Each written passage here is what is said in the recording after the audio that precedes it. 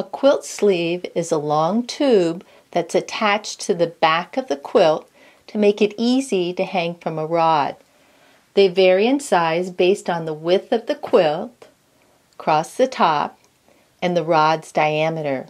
This 4-inch sleeve fits over most rods and is usually the size required for quilt shows. In this video, I'll demonstrate making a sleeve like this for the back of a small quilt. For a 4-inch sleeve, you'll need to start with a strip that's 9 inches wide by the width of your quilt's top plus an extra inch.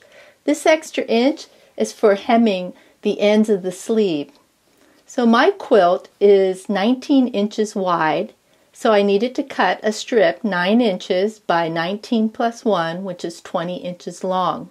The next thing you want to do is take care of these raw edges. So to do that, you fold over the edge about a 1/4 inch. This is probably a generous 1/4 inch, but that's okay.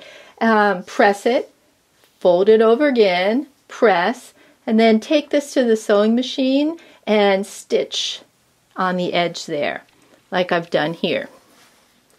Now I'm ready to make the tube. After you've taken care of these raw edges, you want to take the 9-inch strip of fabric, fold it in half, and get a nice pressing line there. You're going to open that up and fold this side into the center and press, and fold this side into the center and press.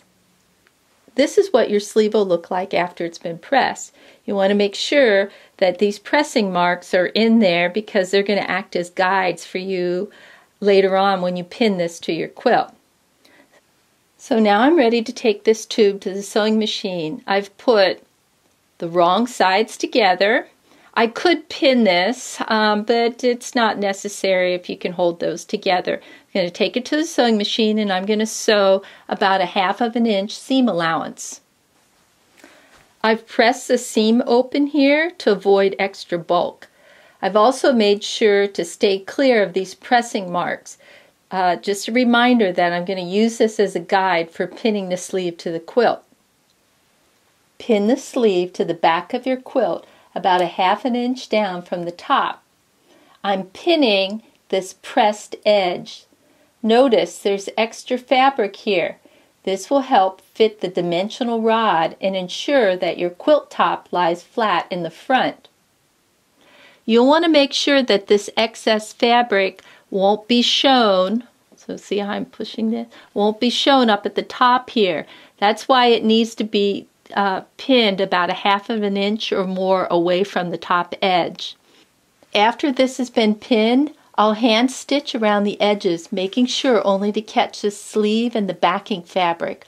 I don't want my stitches to go through to the front of the quilt. Here's my completed sleeve with extra room for that hanging rod. I hope this video was helpful. Please visit learnhowtoquilt.com for all your quilting needs.